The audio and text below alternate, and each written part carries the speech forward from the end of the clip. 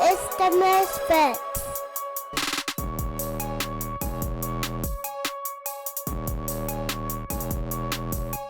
Who am I?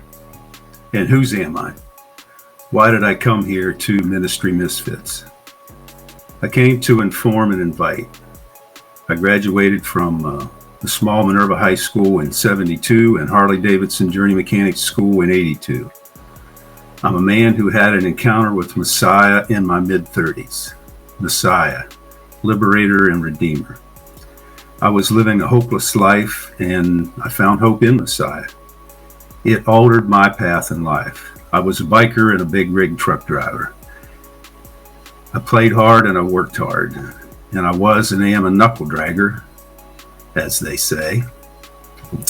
I've seen and participated in the dark side in our broken world. And before I became a Christ follower in my mid-30s, I was hated and demonized and verbally abused by a few so-called Christians who chose not to love me, their enemy. They did not share the gospel with this Samaritan. They chose to hate me.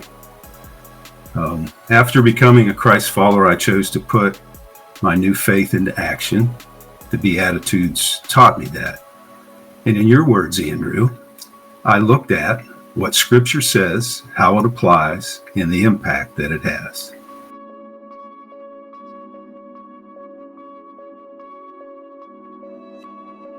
Hey everybody, welcome back. We are somewhat wrapping up the Matthew 25 series today. We may see Meek jump in here and there. He's running a little bit late. He's not sure if he's going to make it due to his other job. But we are going to march forward today, continue on through Matthew 25. And today we're going to be looking at a section of Matthew 25 that is probably the least talked about, at least within most of the circles I'm in. And we're going to look at the little section in Matthew 25 where Jesus talks about visiting those in prison.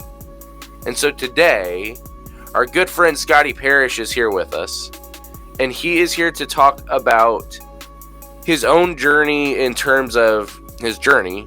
But then on top of that, what he discovered and sort of how this idea of prison ministry became the Holy Discontent for him. So Scottie, welcome to Misfits. We are going to just kind of jump straight in because we've got a lot to cover. And it's not necessarily a heavy topic, but it can be a very complicated topic. And so we want to make sure we give ourselves plenty of time with it. So, Scottie, give yourself a little introduction as far as, why prison ministry for you? Good question. Somebody invited me. I had a personal friend. His name was Keith. We had been involved in a men's ministry for a couple years, and somebody invited him to Kairos. He invited me. I decided to check it out. That was in January of 2003. And, it's a structured ministry. You go to team meetings, you go through training, you learn about things called the riverbanks. Prison's a very structured environment. And so the training is very important. And you go through the training, there's usually around 6 or so team meetings on Saturdays.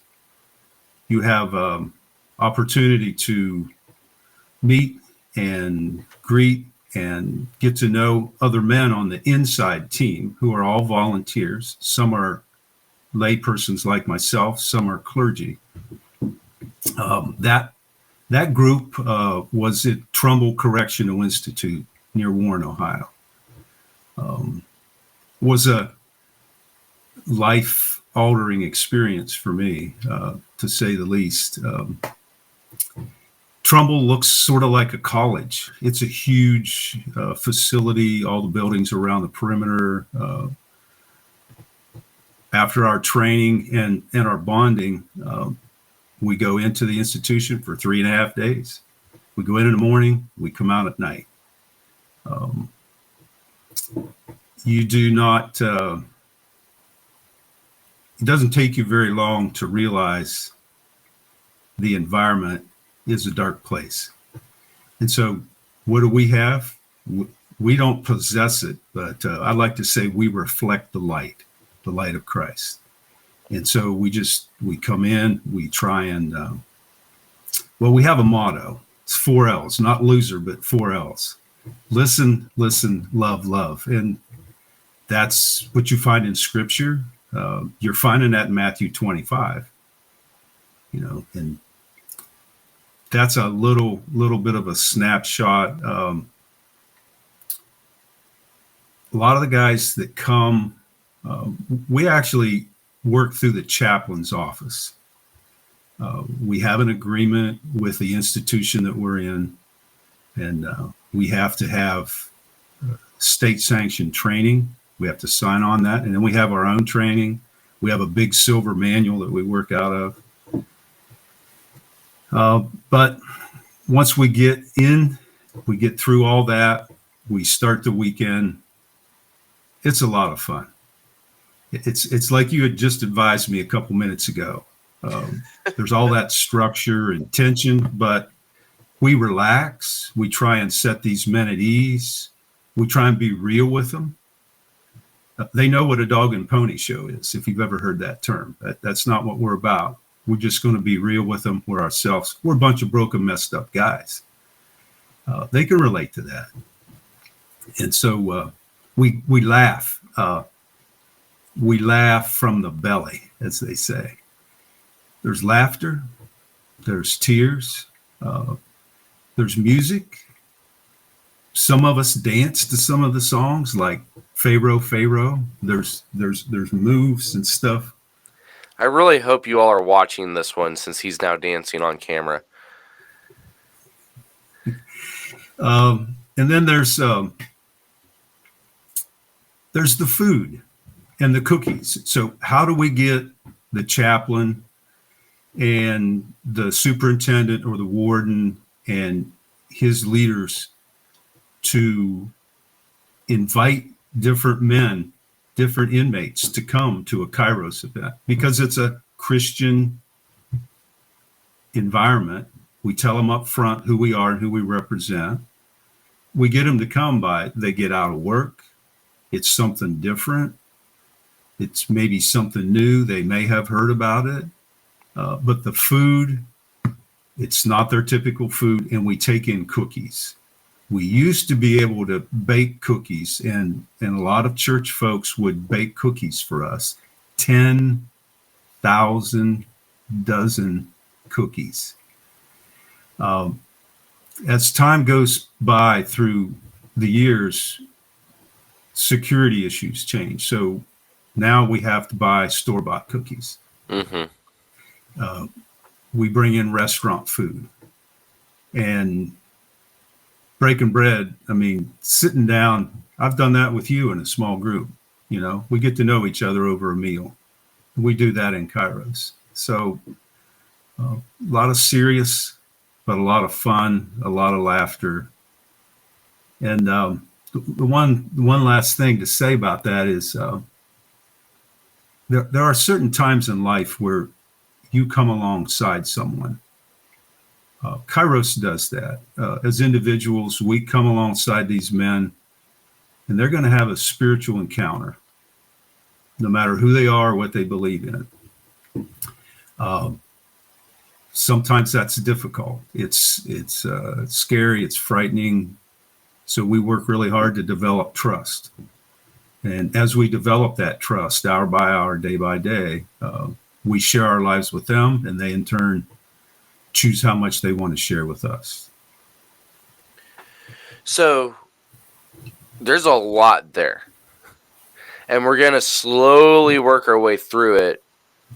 But there's also another side of why this has hit you so hard that you've shared with me from time to time as well, that we want to touch on a little bit as well, because it's part of more of the Matthew 25 discussion than necessarily even the application side of it, which is that you had an encounter at a museum that kind of awakened you to why why the prison ministries especially are so needed, but then also in a lot of ways why that is one of the, like we said at the beginning, this idea of visiting those in prison, out of all of Matthew 25's things, which we've talked about from the beginning when we started with Jamie, these things are stuff that for whatever reason we all know that they're there.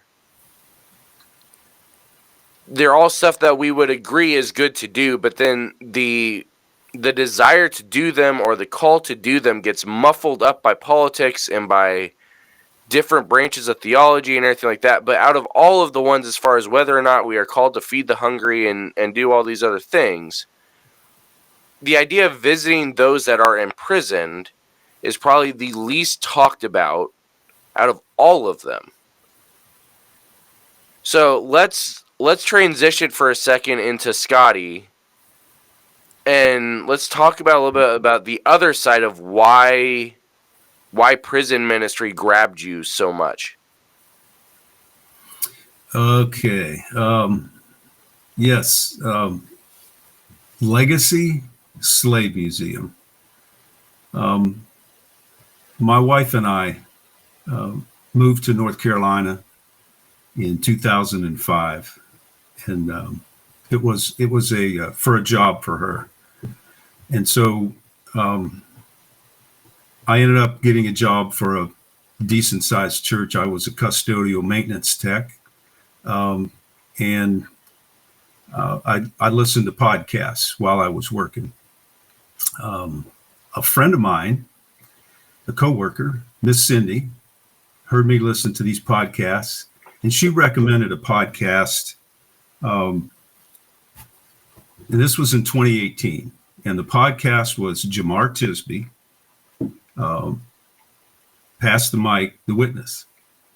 And he, on that podcast, one day I was cleaning toilets, and he talked about visiting this newly opened Legacy Slave Museum, from enslavement to mass incarceration, and what a profound effect that had on him.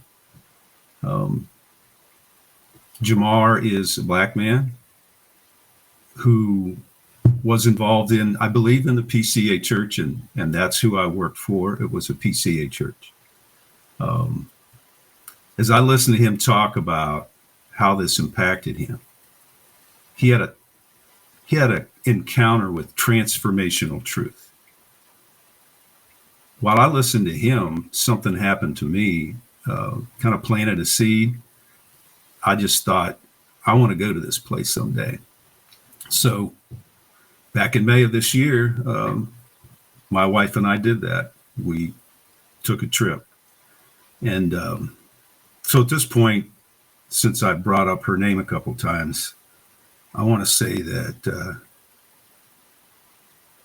my wife, Karen, has always been an inspiration. Through the years, she has and continues to show and teach me, by example, love, by her coming alongside of those in need, treating them with respect and dignity, treating them as equals, seeing the best in them. So she said, yeah, I'll go. I'll join you. So I guess it was sort of like a pilgrimage for me. And so there are 3 sites in Montgomery, Alabama. We visited all 3 sites: the Legacy Slave Museum, the Memorial for Peace and Justice, and the Sculpture Park. It was the Memorial for Peace and Justice that really moved me. And Andrew, I remember sending you a picture of me standing in that memorial.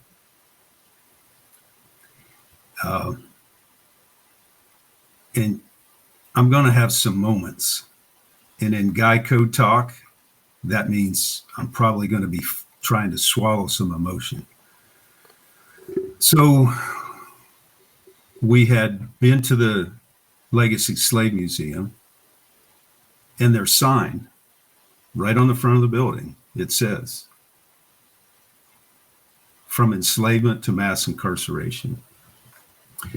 The next day, we went to the National Memorial for Peace and Justice, and it's a beautiful facility. It sits on a hill. And as you go up the pathway and the steps, you enter into this this corridor, and there are these metal boxes shaped like coffins that are suspended from the ceiling. And when you enter in, you're at eye level. So you go into this first corridor and you see on these imagery, it's an intentional imagery, and they have these names that are laser cut into these coffin shaped metal boxes, and they weather, they're rusty looking. Each name, yeah, I had an encounter.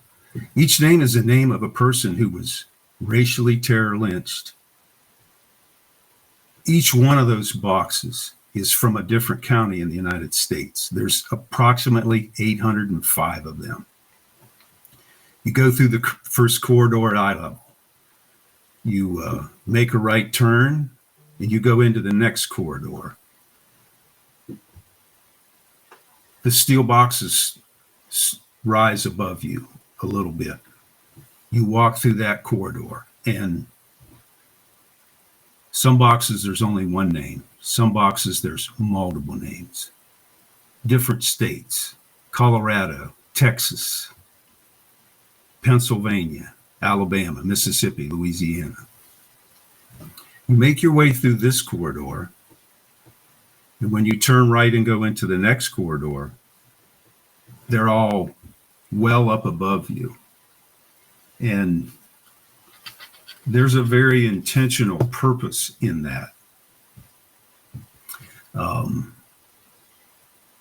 It's to symbolize the persons, the brown, the black, and even the white persons that were racially terror lynched. It's like they're hanging above you, that symbolism. And on the wall in that area, there is, and pardon me for shuffling through my talking notes, but there's a quote on the wall. And it says, "For the hanged and beaten, for the shot, burned, and drowned, for the tortured, tormented, and terrorized, for those abandoned by the rule of law, we will remember, with hope because hopelessness is the enemy of justice, with courage because peace requires bravery, with persistence because justice is a constant struggle, with faith because we shall overcome." I believe, Scottie P believes, there is hope, courage, persistence, and faith. I saw it there. Took a lot to put all that into place, all those three sites. People like myself, all walks of life, other countries, they come there to have that encounter and have that visual, emotional experience, and at least have a beginning to understand how do we come from enslavement to mass incarceration.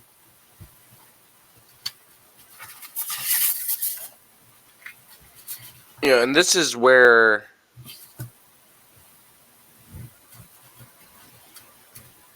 trying to think of the best way to say it. Actually, well, we're gonna take a step back for a second. Go back to your quote before you lose that paper, All right. and reread it one more time. As far as I think it was more of where you were talking about what you believe with it. As far as the what you said there. The second half of the quote, with hope because we will remember those. So I'm going to read the whole quote. For the hanged and beaten, for the shot, burned, and drowned, for the tortured, tormented, and terrorized, for those abandoned by the rule of law, we will remember. With hope, because hopelessness is the enemy of justice. With courage, because peace requires bravery.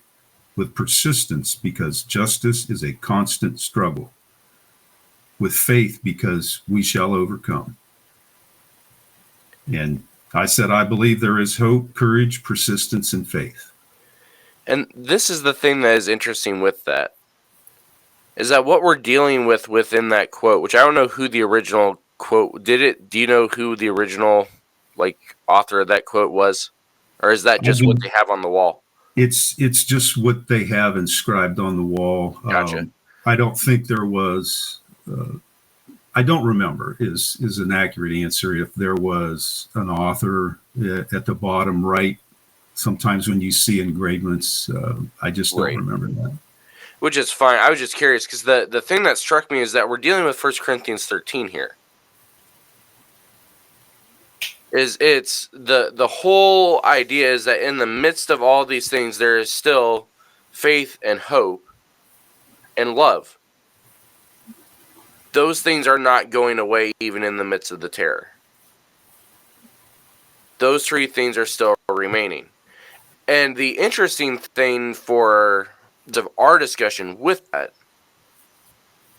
is that we are understanding that is really what we are working with helps us when we start to talk about, one, the history behind all of this stuff, which affects why we don't talk about this section of Matthew 25, but then also with the work that Kairos is doing, that you're doing through Kairos, as far as ignoring the politics of it and just seeing the people that require faith, hope, and love. And so let's start with, first, we want to finish walking through the history thing, because we most people are unaware until they are shown what the reality of this idea of from enslavement to mass incarceration actually means. They may have heard it, but they may not understand what it is that we're actually talking about. Now, Misfit listeners, we have talked about this before. We talked about this with Dr. Hudson. We talked about this with the first Juneteenth episode that Brandon and I did a few years ago. We've walked through this. I think we even did this a little bit with I almost called him Dr. Bowman again. He loves it when I mess that up because I give him his own new title. We talked about with Joel also. But there's something that is misunderstood about the history of incarceration in the U.S., and it affects the way that we talk about it now.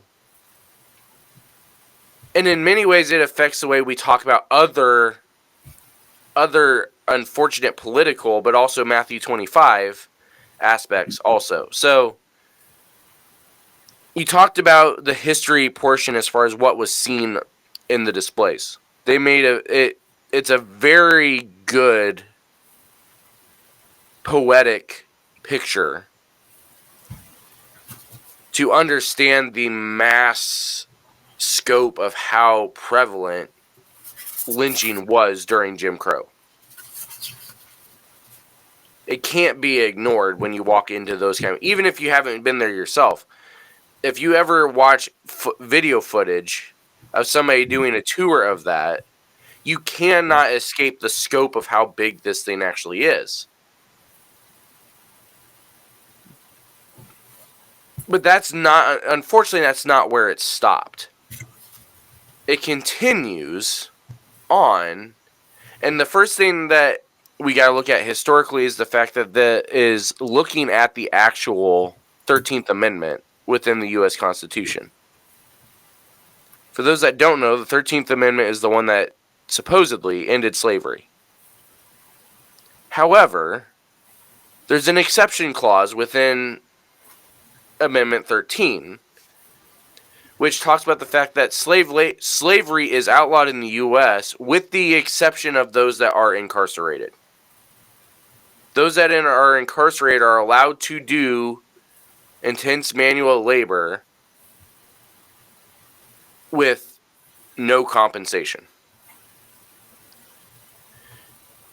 This now presents a problem for a economy that is built in an industrial revolution that's about to start up, build upon the backs of slave labor.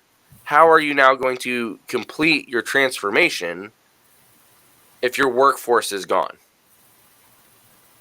And so now we end up in this paradigm shift in a way of where we go from no protection under the law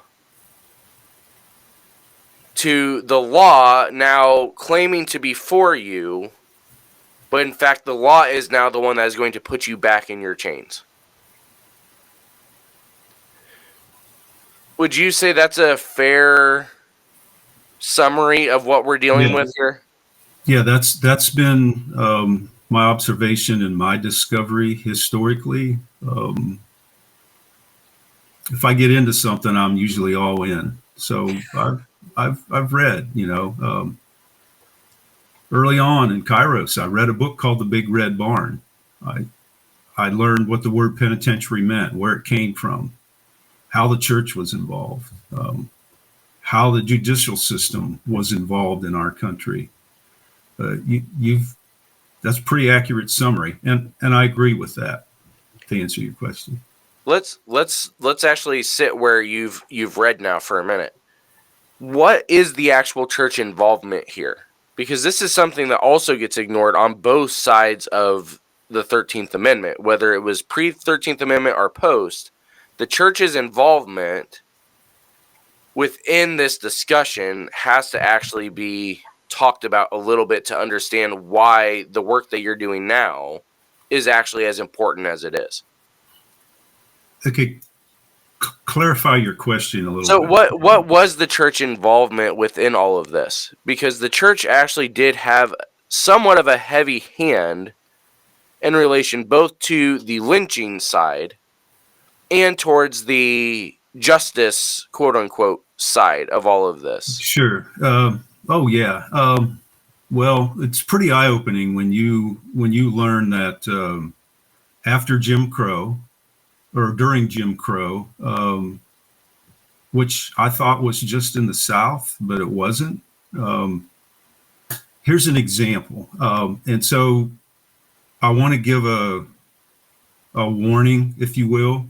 Some of the stuff I'm going to share that I already have, it's gruesome. So if you're going to share any of this for educational purposes with younger folks or folks that are sensitive, a lynching was advertised in a paper in a major city in the north. This might have been Minnesota. I don't remember the exact location. It was in the paper. The mayor and the governor said there was nothing they could do to stop it. They intentionally planned the lynching to take place after church was let out. So people left church and they went to the lynching as spectators. And because the Supreme Court had said that blacks and browns, especially blacks, were only 3/5 human, they felt like they were justified in treating human beings created in the image of God, Imago Dei, with brutality.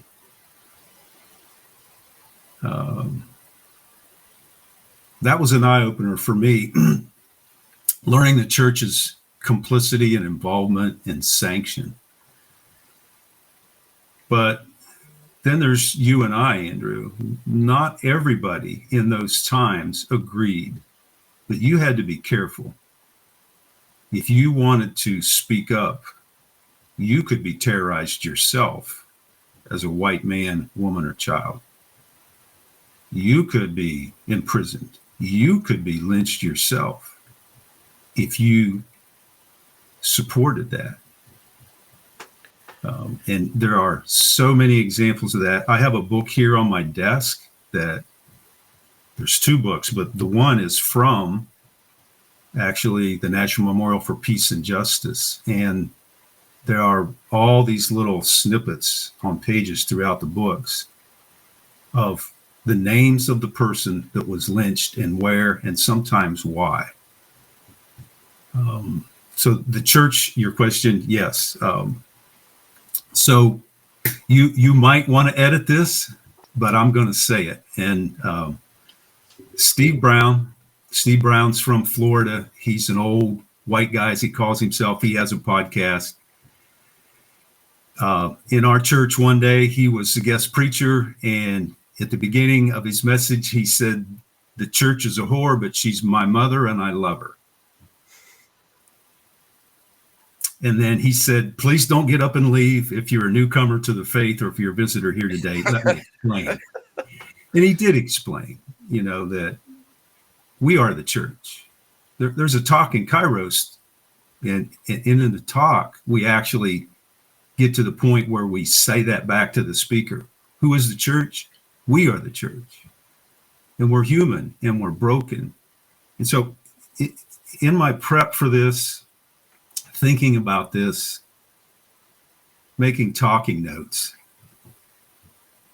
I don't want to demonize anybody, but I also want to tell the truth. And Brian Stevenson's quote, he's the guy that got this going. He says, "The power of history is in telling the truth."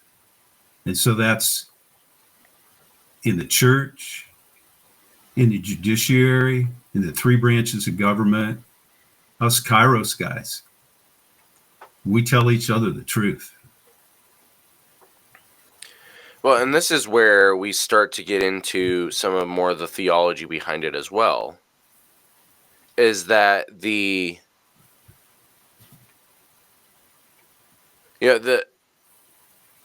Jim Crow era as a whole is much longer than people realize. It's much more widespread than people realize. Jim Crow starts at Reconstruction, but it does not really end until, realistically, it doesn't even end until really the 70s. Even though you've got mid-60s is when you have the Civil Rights Movement going on. The Civil Rights Act is signed. It doesn't necessarily stop right away. You still have these sort of things going on. And realistically, we still have some Jim Crow era laws in place. We still have some Jim Crow era mindsets in place. We still have things like police brutality and things like that going on.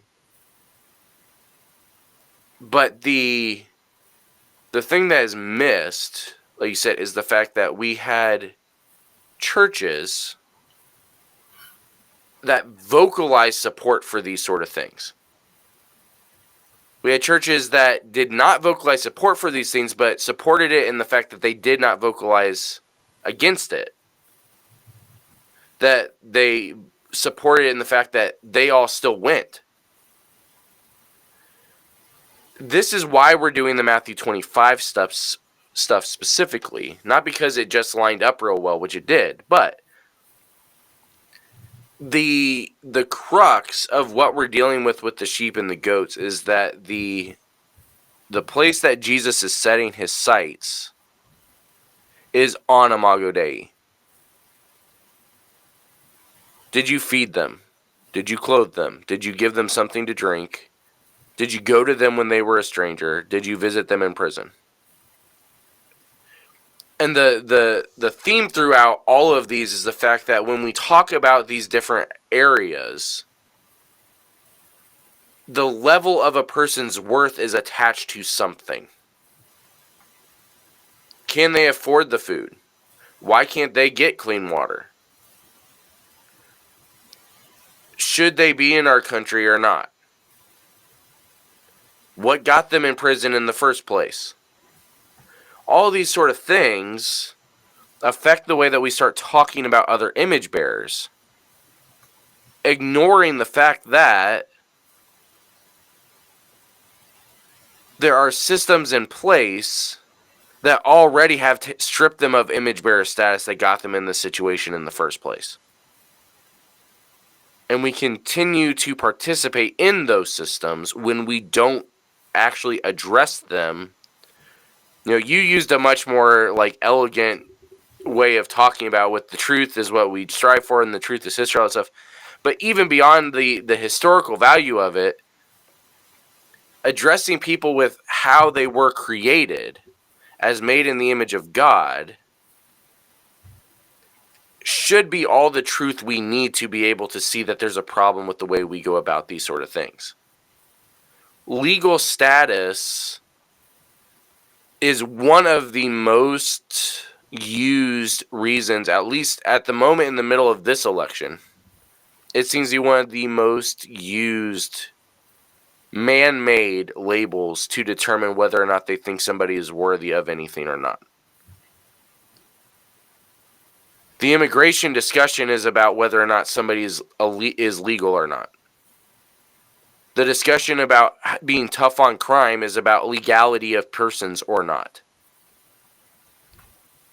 Death penalty talks is all about whether or not somebody is deserving of life or not. All of these sort of things are wrapped up in, are we going to identify somebody by their legal status, or are we going to identify them as image bearers? I want to speak to something. This part of the conversation that we're having now is started a few minutes ago about the church.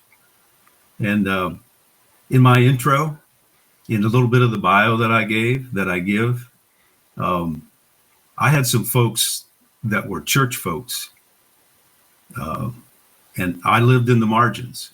Okay, I grew up on the wrong side of the tracks.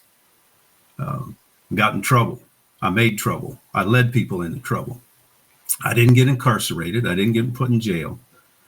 But I had a couple Christians that didn't treat me good. They didn't love me. They didn't share the good news of the gospel with a Samaritan. And then I became a believer and I went to church. And one in particular of those people that was a leader came back around into my life after I was a believer and involved in the church. And I had to choose whether or not I was going to forgive that person. I did. I shook his hand. I knew that I had forgiven him. I had an encounter with FCA in high school, and it did not go well. They set me up. The leader trash talked me in front of my friends, and I left. I guess I wasn't good enough for them. I was trouble. And so when you hear me say I don't want to demonize and I won't demonize, how do we get people that don't agree with us, that don't apply the scripture, that don't see the value of Matthew 25, to be generous with their words and their time and their talents and their treasure, and be humble? Those things humbled me.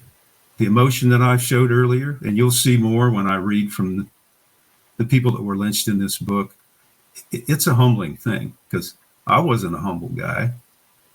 I was a happy thinking pagan. And, I had that encounter with Messiah. And I think some of us, like myself, that didn't grow up in the church. Back to that quote, that Steve Brown quote. But I love the church, man. And I think the big thing is actually doing exactly what you've been talking about, is the fact that recognizing that the issues that we're addressing as far as what the church has done was that they have demonized people, is part of how we can avoid doing the same thing when we start talking about it. Yeah, we don't. How can you and I have a conversation this morning that's going to be real with people that don't agree with what we're saying and what we believe? And this is where We talk about this all the time within the Misfits world. This is part of why we make the statement that we do, is that we are attacking an ideology. We are not attacking a person. Yes. The issue here, and this is part of, and actually this is a good discussion to draw out why we say this thing, is because the issue here is how an ideology is defining people. How an ideology is blaming God for the way they're identifying people. It has nothing to do with the person themselves. Outside of if attacking the ideology is seen as attacking the person, then the first question needs to be, does that mean that this person has made this ideology their entire identity? And this is part of what the heartbreaking, scary, whatever you want to call it, thing is about this discussion when we get into the side of the church, is that there are people still within the church. They'll say that by having these kind of conversations about immigrants, about incarceration, about racial injustice, about financial injustice, about all of these different things, is attacking their Jesus. And if that is the case, what Jesus are you following? That is part of the reason why we are doing this, is we are looking at what Jesus told us he is looking for out of his followers. And then say, okay, now let's apply it to what that looks like in today's world. If we as a church are actively avoiding going out to feed the hungry because we want them to come to us instead, we're missing Jesus.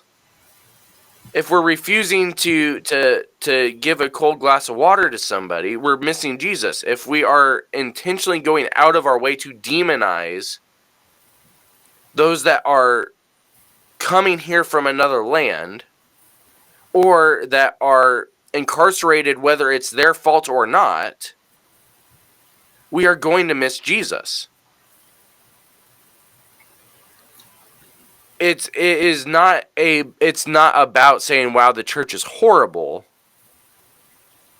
It's about wanting to see the church return back to where Jesus has called us to, rather than actively going out of our way to avoid what he's called us to do. So we're going to take a break, and then when we come back, we're going to look at one of the ways that we are able to do what Jesus has called us to do and what Kairos Ministries is all about. So we will be right back after this. We'll be right back.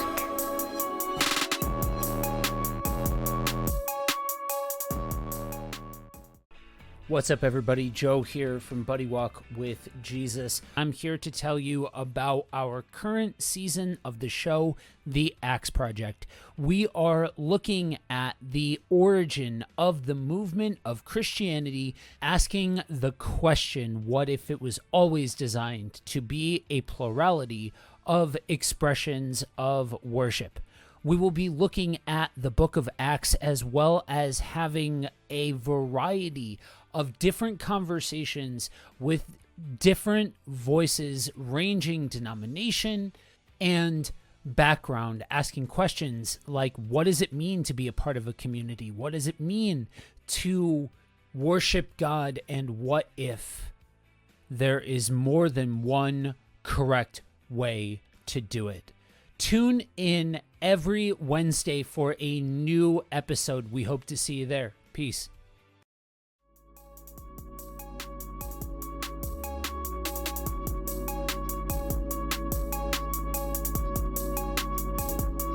We're back. Hey everybody, we're back. We are still sitting here with Scottie P. We are walking through his story. We're walking through the country's story. We're walking through Matthew 25.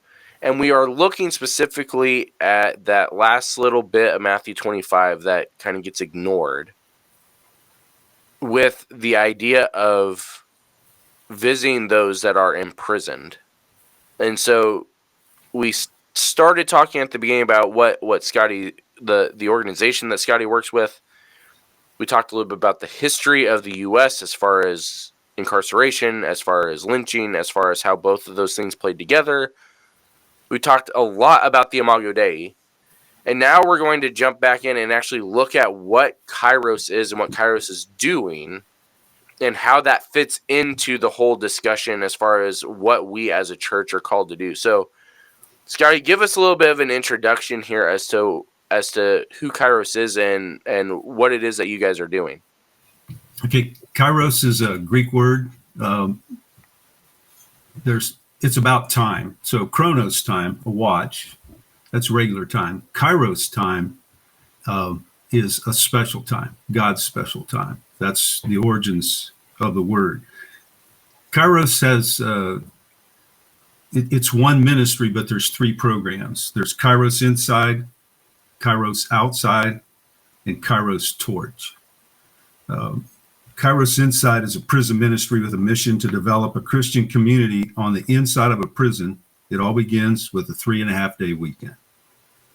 Kairos is a continuing ministry. The weekend event, it's just the doorway to the ministry. The heart of the ministry is the weekly prayer and share and the monthly reunions, where us inside volunteers go back and come alongside and support the inmate participants who have either gone through a Kairos program or have been invited to come and check it out.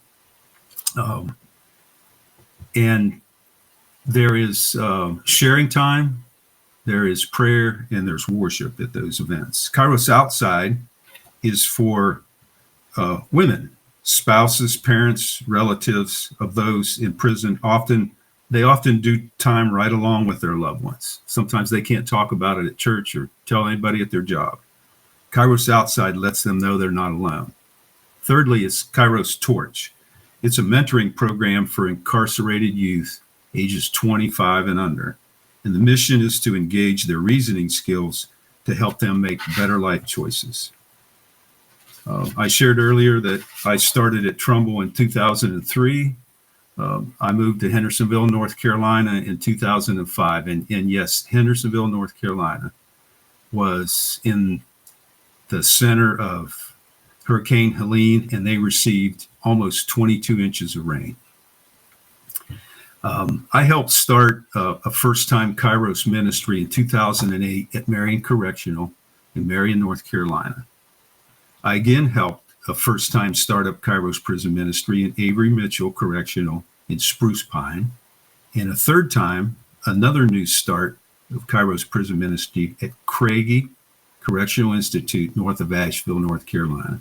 I stayed active in Kairos in North Carolina until I moved back to Ohio in 2019, and I rejoined Kairos back at Trumbull Correctional and until present. I've been fortunate. Some church lingo, blessed. I've been blessed to attend Kairos prison ministry functions in men's and women's prison in Ohio, in North Carolina, in Georgia, and in Tennessee. And one of the things that I like about Kairos is you don't have to be of the Christian faith to join the Kairos community as an inmate. You can be of any faith or no faith. Kairos Prison Ministry serves nearly 500 prisons and communities in 37 states and 9 countries. So there's some of the nuts and bolts.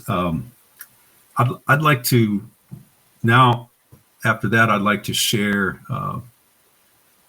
A year ago, I was on a Kairos Inside team, and we had an inmate participant who had an encounter. I like to use that word. He had an encounter with Kairos. He had an encounter with Christ. He has had an encounter with others. He was invited to come at the most recent Kairos weekend closing on a Sunday afternoon and share with the men who had just gone through their Kairos weekend. We call that a fourth day speaker. He talks about his Kairos experience.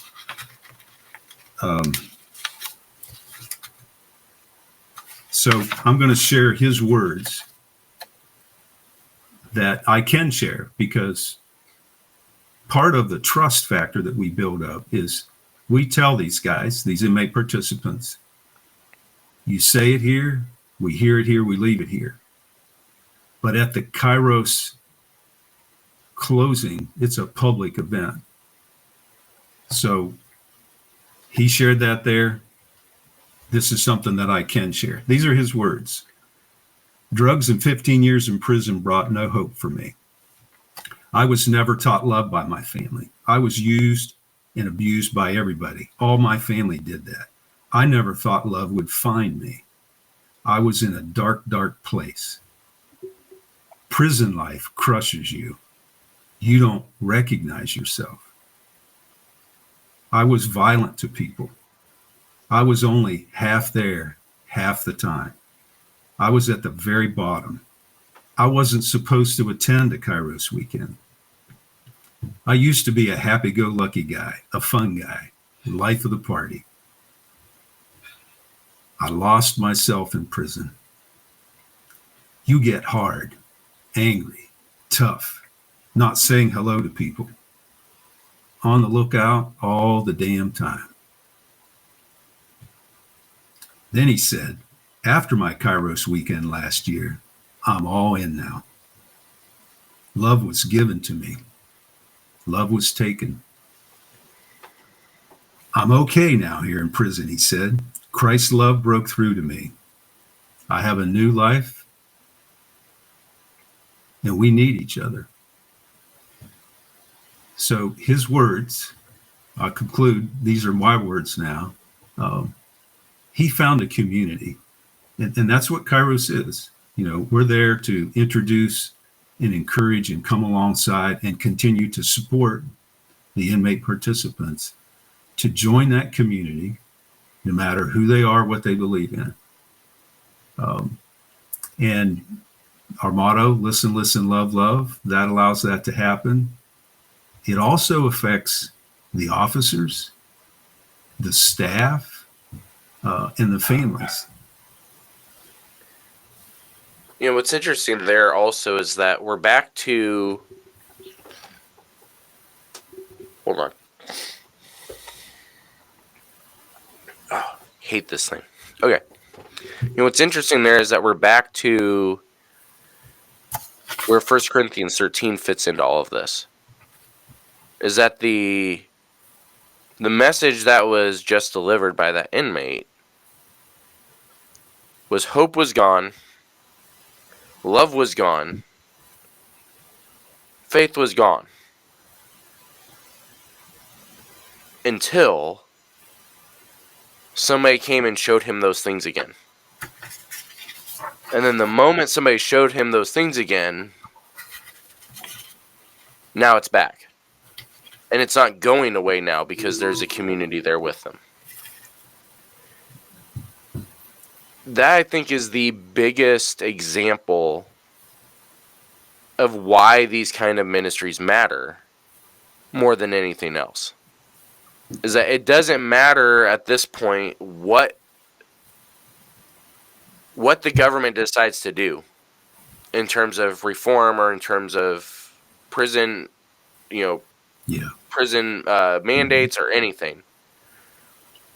Those sort of things ultimately are not going to matter if we are able to actually provide faith, hope, and love within the walls of the prison themselves. You know, it's the interesting thing as far as when we are dealing with all this stuff, because there we have somebody who in many ways seems to be fully acknowledging that he deserves to be there, but then also acknowledging that he doesn't deserve to be treated any different just because he's there. Yeah. And he knew that going in. And because that was not how he was treated is why he lost all faith, hope, and love. And then the moment you guys stepped in and treated him as an image bearer again and gave him faith, hope, and love, it all returned. Yeah, and I really want to clarify something here. It's not us. The church sends us. Not everybody can do an inside volunteer role. I said earlier, I don't have the light. I just reflect it. And it is. It's I don't like to use a lot of Christianese, but it's a blessing. It really is to watch someone encounter the spiritual part of their life. Well, and this ultimate, what you just described there is exactly what Joe and I talked about a few weeks ago when we actually broke down what Matthew 25 is and isn't. Matthew 25, at the beginning, was somewhat of a eschatology thing as far as a prepare. But then the bottom half of the sheep and the goats is very much of a, but don't worry. Don't fear, just do what you're supposed to be doing. And the large part of what it was that separated out the sheep and the goats was that the sheep didn't realize anything about the light. Well, we didn't serve you. We never saw you. We just were doing these things for other people, which is why Jesus says, that's why you did it for me. Whereas the goats are like, well, we never saw you, so we didn't do these things. And that's why he says, depart. And the interesting thing is that it largely is exactly what we just talked about, where, we talk about this chapter as in, do these things as if you're doing them to Jesus. And like Joe and I talked about, a large part of that is because of the fact that if everybody's made in the image of their creator, we are doing it to Jesus every time we interact with somebody anyway. But the other side of it is that when we are doing these things as if we are doing them to Jesus, we allow the Spirit to do the work that Jesus is trying to do in these people in the first place. Because it's not about us, it's about Jesus the whole time. The humility behind that action makes all the difference. Yeah, and that's not a badge of honor, Right. That's not me flipping that inside out and going, oh, I'm a humble guy, That's if I do it that way, that's my ego and my pride. Right, you let me say it for you. It's a sincere thing, So right. There's something. So let's say that you're watching this and you're just of a non-Christian or non-faith-based mindset. Kairos Prison Ministry collects statistics like a lot of organizations do. I want to talk about the recidivism rate. So someone that goes to a Kairos program is less likely to go back to prison. Most prisoners are going to be released from prison. They're going to be your neighbor and mine. We want them to be as healthy and respectful and legal as possible when they return from their time that they've paid their price.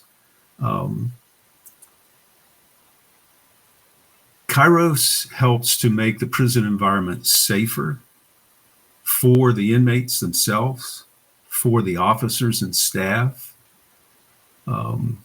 Recently, it was shared with our leadership at Kairos at the prison where I volunteer that they said they like what we do. Please, we know there's a lot of changes. There's a lot of rules and laws and regulations to comply with, but they want us there. They want us to keep coming back. They like who we are and what we do. We're making a difference, and that safety factor is a big one. There's another piece there that you just hit that I think we need to at least acknowledge. And again, it fits with all these different areas of Matthew 25, but especially why the prison side of it is kind of ignored. You can't just walk into a prison. No. You can't. There are so many rules and regulations about who's allowed to visit, about what you can bring, about what you're allowed to say, what you're allowed to do, physical contact, all sorts of things that are just, it's very hard to navigate. And I think that is partly why we don't see a lot of prison-focused ministries. It is very complicated. It is very hard to navigate. But I think this is part of where the overall discussion as far as ecclesiology is concerned within the U.S. is that we tend to use the difficulties, complications, complexities of all of these systems, and rather than look at those complexities as a reason why we need to be doing this, we just use it as an excuse of, well, we're too small to be able to do this. We don't have the budget to be able to do this. You know, when Jamie was on talking about Feed His Flock, he's needing multiple millions of dollars in order to be able to do what he's getting ready to do. That's a hard thing to do. The argument against immigration largely comes down to money most of the time. If not the finances for the people, it's about the fact that, well, if there's more money going to them, there's less money coming to me. The prison side of it is very similar of, if it's going to take a long time and a lot of hard things, and I may even get in trouble from time to time to be able to go into these prisons, wouldn't my time be better spent elsewhere? And the irony with all of these, and I think irony probably isn't even the best word. I think this is an intentional side of it that is much more showing how this is a worldly attitude than it is a Christocentric mindset, is that in all of these areas, the complications that we are seeing as to why we shouldn't be going are the very things that are being stripped from the people that we are supposed to be going to serve. Free time is what is being stripped away from the prisoners. They have all the time in the world, but they can't do what they're wanting to do because they're stuck there. Resources is what those affected by that are hungry and thirsty don't have. The ability to just pack up and move to a new location because you don't like the politics is exactly what you are taking away from the immigrants when you talk about them as if they don't matter. The very thing that they are looking for is the very thing that we're holding on to when we don't do these things because of the complexities of all of them. Which is why it's so important, at least within Misfits, for us to be able to highlight these ministries that are going to do the heavy work for you, so that all you have to do is go in and do the loving side of it. Which brings us to the next part of the thing with Kairos. How do people actually get involved if they are wanting to get involved with a Kairos ministry? Okay, sure. KairosPrisonMinistry.org, KairosOhio.org. And you can go to those websites and you can learn more about Kairos. As a long-term Kairos Inside volunteer, I've learned, keep it simple, Scottie. I just like to inform and invite. That's something that helped me to say yes to you to come on your podcast, was to inform people about Kairos Prison Ministry. Kairos Prison Ministry isn't for everybody, but it takes a lot of support for all of us inside volunteers, from our families, from our churches. Many of us are retired. We are getting more younger guys involved. We have men who have been incarcerated in the past, who have served their time, they paid their debt, and they got clean on paper. They're no longer on parole, and they have joined Kairos Inside teams. And boy, they have a story and a testimony that it's doable, that Jesus is real. He's relief. He's real relief from the pressures of prison life. And I have served with those guys. Just back a couple of weeks ago, I served with a couple of those guys. Some of those guys have actually been Kairos weekend team leaders. So if you're interested in Kairos, whether it's an inside volunteer, Kairos outside, Kairos torch, there will be a Kairos outside weekend event in East Cleveland in November. And please, ladies, you can find that you're not alone. If you can't tell your church or your workplace, you can find acceptance and hope and relief from the pressure. You're doing time right along with them. And I have personally met women who have experienced that. Their church has shunned them, their families. Kairos this is the thing I love about Kairos. Everybody's got a story. And there's a famous guy from LA, Tommy Fisher. It's the video that I tried to secure, but I couldn't in time because the hurricane went through Florida, right? They weren't able to send it to me. And he says, we're dead men. We're just walking around dead men. He says, but when God gets a hold of you, you really got a story then. It changes us volunteers. It changes. It's going to change you. You're learning more about Kairos. You're learning more about the legacy sites. Those things should change us. So that's part of my hope here, is that somebody will hear something from you or me, and they'll be confronted with transformational truth. And then they have a choice to make. It's a choice. You can choose to not let it in and not let it change you. But if you choose to let it change you, hang on. Hang on with both hands, because it will. And there's a tension there. There's a necessary tension. And that's our world. And as believers, as followers of Christ, we can trust that we're not going to be abandoned, that Messiah is going to stick with us. He's going to bring people alongside of us like Andrew and Meek. Meek, sorry you didn't make it, man. I bet you have a perspective on from enslavement to mass incarceration. So there's a little bit about Kairos. I just want to encourage you to, especially if you're thinking like I used to, like, what are you doing that for those guys for? They don't deserve that.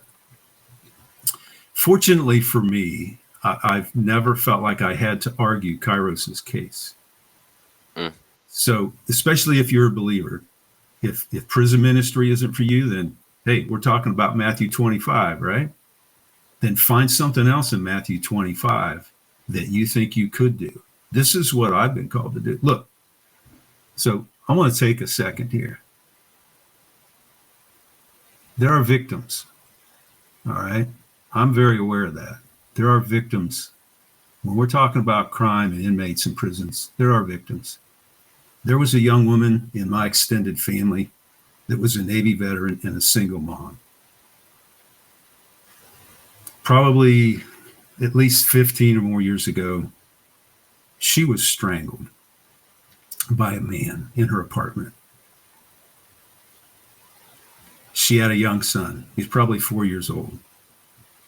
I only met her a couple times, but it brought some perspective, some respect, that when I share and invite about Kairos, I know that there is a cost and there's pain. And that tension that I talked about, that necessary tension, is that in the midst of that, There's one word that I haven't used yet about Kairos, and that's forgiveness. Forgiveness is the big thing. It's not an excuse. We talked earlier about the words I shared from this man to his fellow inmate participants in Kairos. They put on their big boy pants, as they call it, and they know what they've done. But Messiah has said he still loves them. They're still made in his image, and he asks us to do the same. And that's the big piece of this that we want to kind of end on. This is the other complexity behind prison ministry. Is there are victims. There are external victims. There are perpetrators, there are abusers, there are criminals, there are all of these different things that play into it. My other job, I work for a victim advocacy team. We're recording this October 12th. October is Domestic Violence Awareness Month. Domestic violence is a big deal. There are a lot of victims of it. The victims are image bearers. Is the first reason why we should care about the victims. But we as believers also know that the people doing so. This is part of where, going back into what we've been talking about, we've been doing within Kingdom on the Road for the past however many years. As we walk through the Old Testament, one of the things that's interesting about the way that Leviticus talks about the sacrifices, talks about sin, is that when it goes through the different things, it strips all titles off. They are all gone. And the only titles left are, you have God, you have the community, and then you have the offerer. That's it. The offerer has to make amends to the community. The offerer has to sacrifice and make amends to God. And then the offerer is brought back into the community. That's it. Now, we understand that it's more complex than that now in our society, because how big we are, because of the different things we got. But ultimately, as a believer, the only labels that we need to worry about are neighbor and Imago Dei. And they go hand in hand. And so when we start talking about these complexities and things like that, the first thing we got to recognize is that, yes, the victims are image bearers. They matter. Their story matters. What they need matters. Their healing matters. The person that did these things to them is an image bearer. Their needs matter. Their care matters. We need to take care of it. And those are not mutually exclusive of each other when we start looking at things from a biblical foundation and ignore the political one. Because from a biblical foundation, we can understand that, yeah, you need to serve your time. You need to make amends. You need to get the help you need to reform. And we need to be supporting the victims of all of this. Justice has to be served here on earth. But we can also still say, in the midst of the justice, when the justice is not justice, or the justice is overstepping its bounds, we're still able to say that this is an image bearer made in the image of God, and so we need to make sure that they are being treated as such. Restorative justice.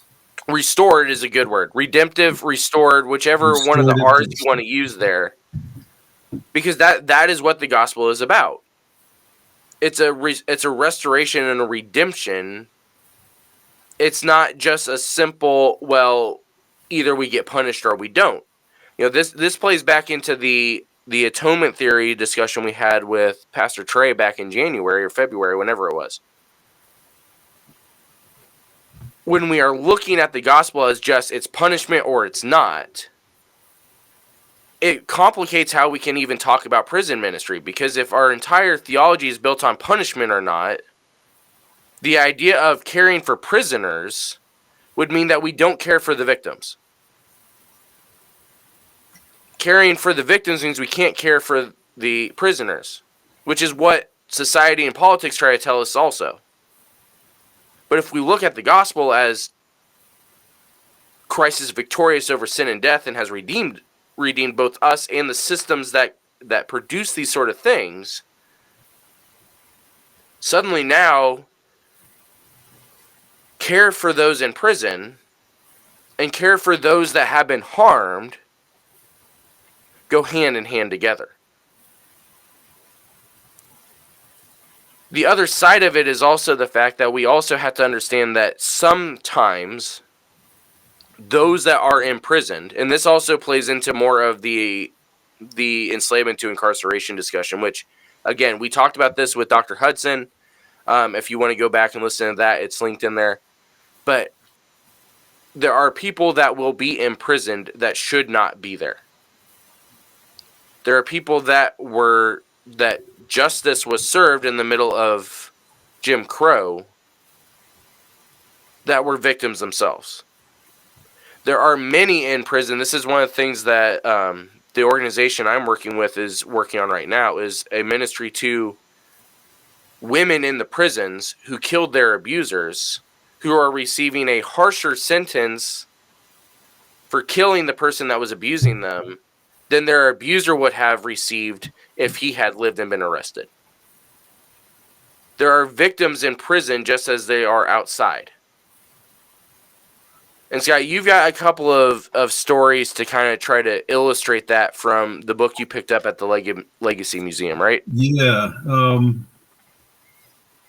So I'm going to read just a couple. They're short, really short excerpts from this book from the one of the legacy sites, National Memorial for Peace and Justice. Before I do that, Andrew, what you were just sharing, I could hear and see the passion that you have for that. So in regards to what you just said, before I read some of these outtakes from this book,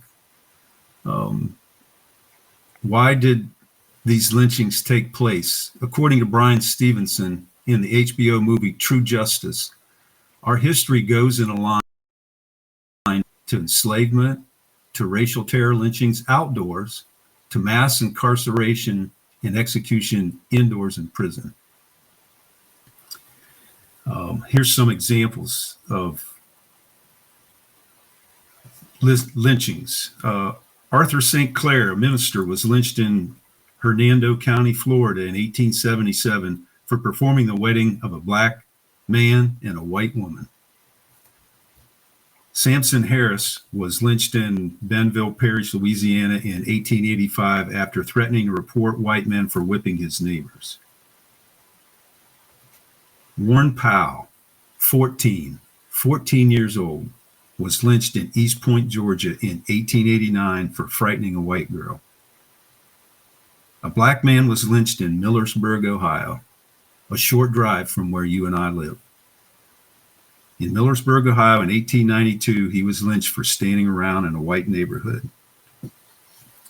Henry Smith, 17, was lynched in Paris, Texas in 1893 before a mob of 10,000 people. And when I turn the page in this book, it's upside down, but that's the size of it's a panoramic photograph of a crowd. And I think this was the one that I just read in Texas. There's a gallows in the center of the picture that's probably 16 feet high. And the word justice is painted on a sign. If you watch that movie, True Justice, that Brian Stevenson is in, you'll learn some more about the why. And it's a difficult question. Why? How can this happen? Why did it happen? If you want to know the truth, it's there. You can find it. You can find the historical evidence. When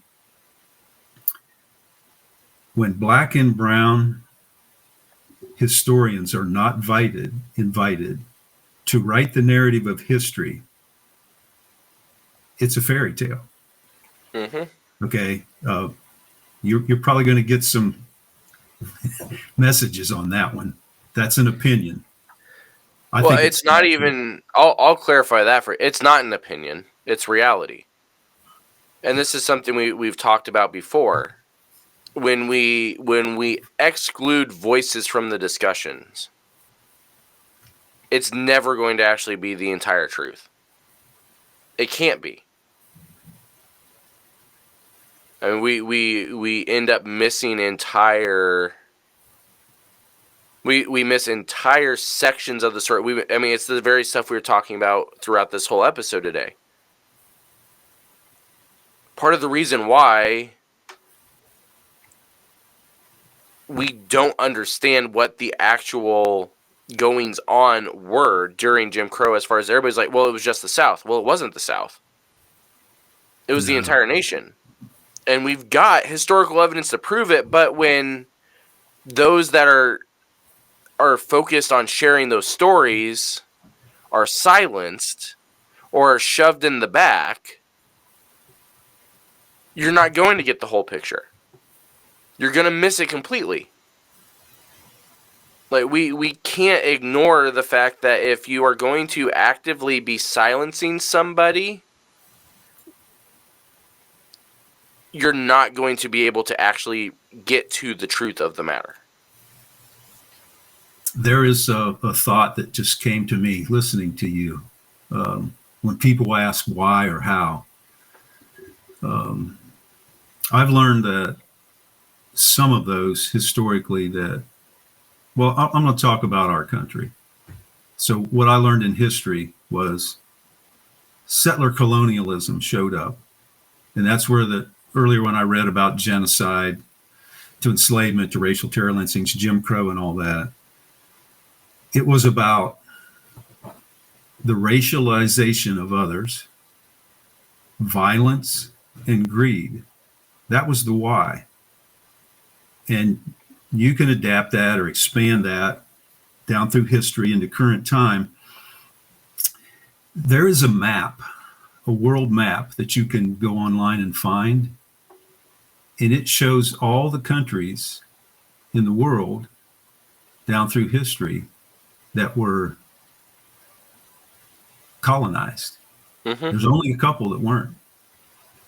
There's a Mapuche people in Chile where I did some construction mission trips. They were never conquered by the Spaniards. But today they're fighting against their government, and the indigenous people are racialized. They're treated with violence. And it's about greed. And yet in the midst of that, I have to do something with that and still choose to go into the prisons and share the good news of the hope of the gospel. You talked about where. It's not just in the South. Here's a couple more about the where in the United States. Calvin Kimblern was lynched by a mob of at least 3,000 people in Pueblo, Colorado in 1900. Another, Fred Alexander, a military veteran. He fought for his country. Was lynched and burned alive before thousands of spectators in Leavenworth, Kansas in 1901. And here's another veteran. Private James Neely was lynched in Hampton, Georgia in 1898 for complaining when a white store owner refused to serve him. The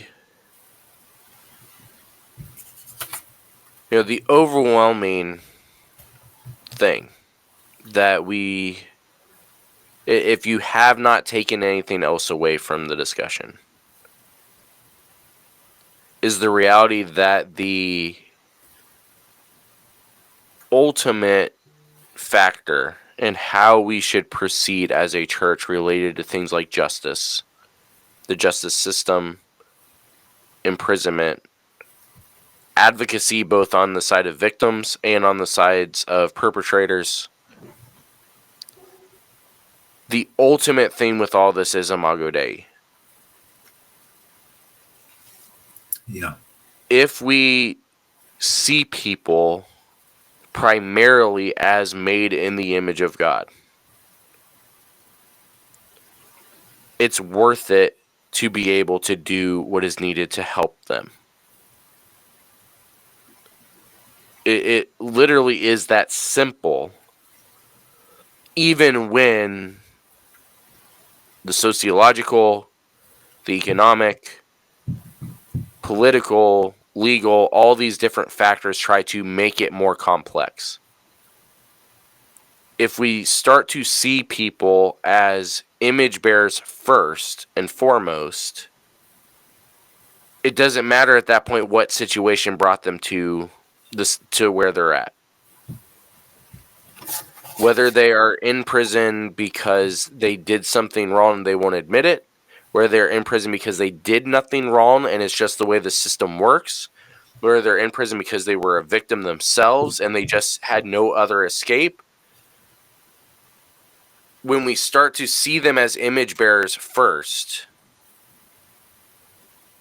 we are able to then go and advocate on their behalf, visit them in prison, feed them when they're hungry, invite them in when they're a stranger in our land. All these things that we see in Matthew 25, we are able to do when we start with the fact that they are made in the image of God first.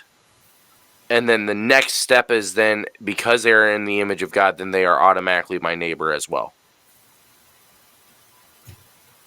It throws all the politics out the window. It throws all of the, well, what if they don't come to Christ? What if it doesn't matter. They are made in the image of God, and so this is what we are called to do. So if you want to find out more about Kairos, again, KairosPrisonMinistry.org is the place to go. For those of you in Ohio, you can go to KairosOhio.org also, which is more the one that Scottie works with at the moment. Although, like you said, he's worked within most of the states that he's lived. He's done stuff with them as well. In the meantime, though, a couple housekeeping items here. I don't know if this is the last of our Matthew 25 series or not. We've got another one that we are hoping to do, but we don't know if it's actually going to be able to work out and be done. So we're just stay tuned on that. We may be done with Matthew 25. We may be coming back one more week. We'll just have to see. But in the meantime, if you want to find out more, if you also want to find out more about Kairos and more about what Scottie's doing with them, you can go to his guest profile on our website, ministrymisfits.com. You can find out more about all of our guests as well as all the other things we've done with Matthew 25 there. Going to ministrymisfits.com, or those watching, it's the QR code there at the bottom. If you want to support the show, patreon.com/ministrymisfits. We're approaching Giving Month. So for those that don't know, the month of November, instead of Giving Tuesday, Misfits always does Giving Month. And so any Patreon support that comes in the month of October, the money does not go to Misfits, but we end up giving it over to our partners over at Tikva, which Scottie is also very well aware of the work that they're doing. Some of the Matthew 25 work we're talking about, actually, that they're doing with our kids here in Canton. We also still are in the fight to prevent us from getting mixed up with people that are not doing what we talked about today. So for those that haven't been paying attention, there's another podcast that is forming that is using the Misfits brand, but in the exact opposite way that we are. It's a couple of disgraced pastors that are users that are planning on making a show to mock their victims. We are not associated with them. We're not even going to the name of the show out. But the easiest way to combat that and make sure that we don't get drowned by their brand is to go leave us a review on Apple, leave us a review on Spotify, all of that good stuff. Share it, build up our algorithm a little bit. So again, Scottie, thanks for doing this. I have a feeling there's more that we're going to come back to you on for other things here in the future, because every time we have ever talked, we find out that there's something else that you've done in your lifetime that needs to be shared. So again, if you want to find out about Kairos, kairosprisonministry.org, or if you go to the website and go to Scottie's profile under the guest portal, you'll be able to find the links there as well. And we will see the rest of you next week. The Ministry Misfits podcast is a production of Ministry Misfit Media in association with Overwhelming Victory. Dr. Greg Linville and Andrew Fouts are our executive producers, and Brandon Simmons is associate producer. The Ministry Misfits theme song is written and produced by J.D. Laird and Laird Creative Agency. If you'd like to get in touch with us, you can email us at ministrymisfitmedia@gmail.com or by following @ministrymisfit on Facebook, Twitter, Instagram, and TikTok. You can also visit our website at www.ministrymisfits.com or through bio.link/Ministry Misfits. If you would like to support Ministry Misfits, you can become a patron by going to patreon.com/Ministry Misfits.